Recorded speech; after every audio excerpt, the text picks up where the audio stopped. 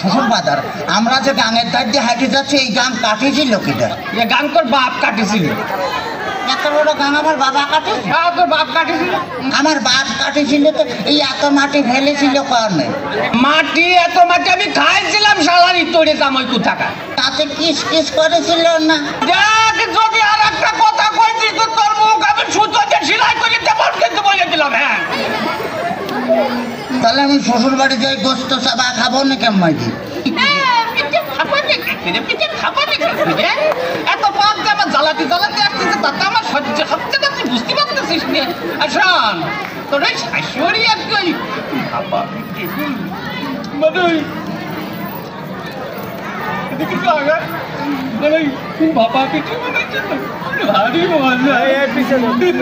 শ্বশুর বাজার কি বিয়ে করেছেন?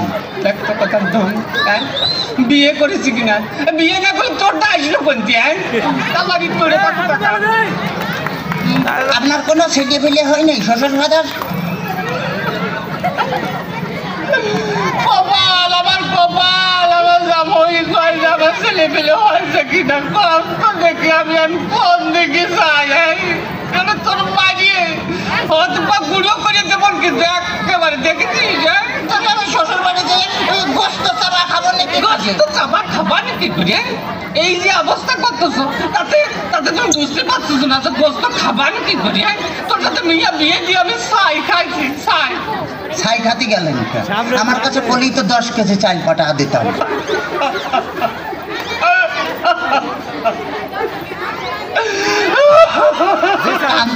শ্বশুর বাজার ও আচ্ছা আমার যদি কথা বলিস তোর আমি একেবারে সাথে দিয়ে বাইরে দাঁত ভাঙে বেলা দেবো একেবারে দেখতে না। ওই তাহলে তো বললাম আমি যে দাঁত ফেলা দিলে আমি গোস্ত চাবা খাবো না কেমন? তোর দোয়া লাগা কথা কইছে তোর দুইটা বাতে ধরি তোর দুইটা পায়ে ধরি আর কথা কইছি কথা কইছি। সামনে সামনে সামনে ঘটনা হচ্ছে কি যে এভাবে জ্বালাতন যদি করিস তাহলে আর আমি পারবো না।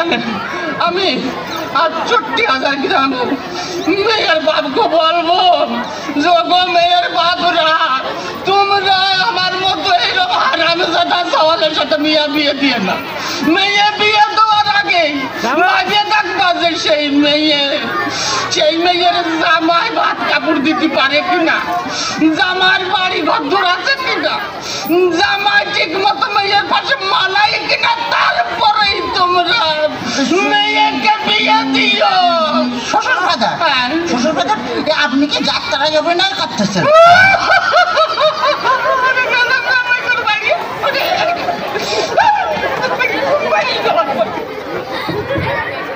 ওকে ওকে।